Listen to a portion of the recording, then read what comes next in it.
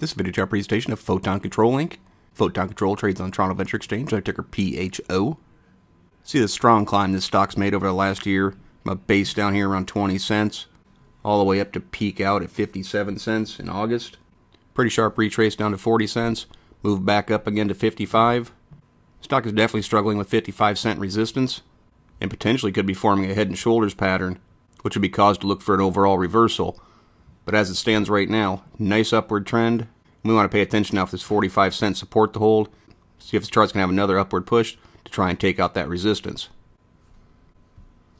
There's a few different things going on here that are really worth paying attention to, including the MACD making lower highs.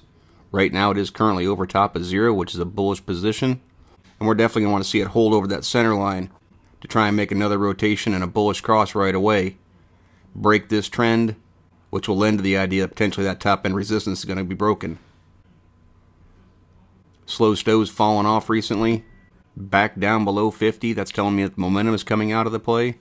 But as long as the stock price wants to hold a support, it's not that big of a worry.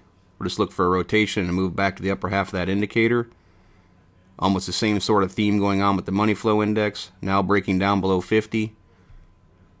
But the stock price has pulled back from that 55-cent high, so it's not too big of a surprise, but the chart's definitely more bullish when it's holding the upper half of the indicator.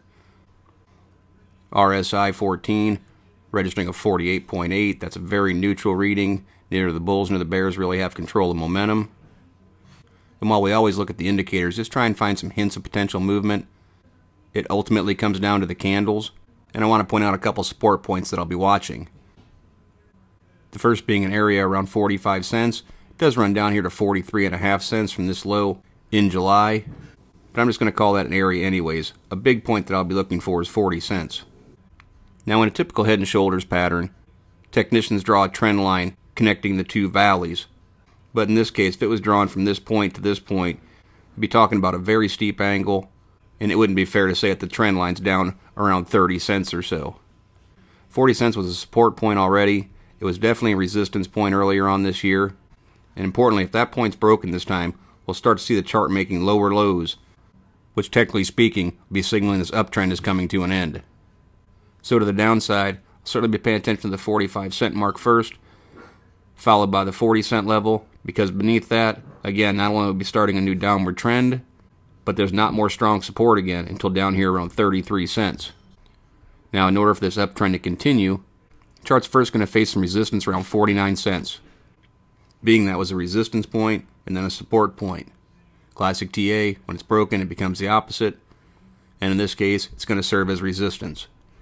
I'd call that resistance secondary though, with the 55-cent mark being the key point for this chart, as it's obviously been a very difficult spot.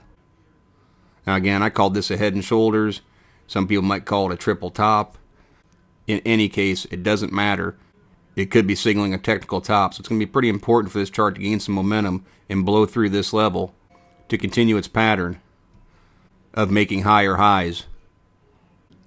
If you want to see another chart that looks somewhat similar to this, take a look at a 2 or 3 year weekly chart of the Russell 2000 index. And you see a strong upward channel that was met with 3 different tops. And right now, as it came down on support the third time, the Russell's actually falling through it. So we picked this chart this week, not only for its potential upside as part of a long-term uptrend, but as well a little bit to look for in potential reversal patterns that span several months. And those are the type of things that we'll be looking for in the PHO chart going forward. But as always, merely my interpretation. I'm not a financial consultant. Strongly encourage you to do your own proper due diligence. Consult with a qualified financial advisor before making any investment decisions. Past performance is not a guarantee of future results.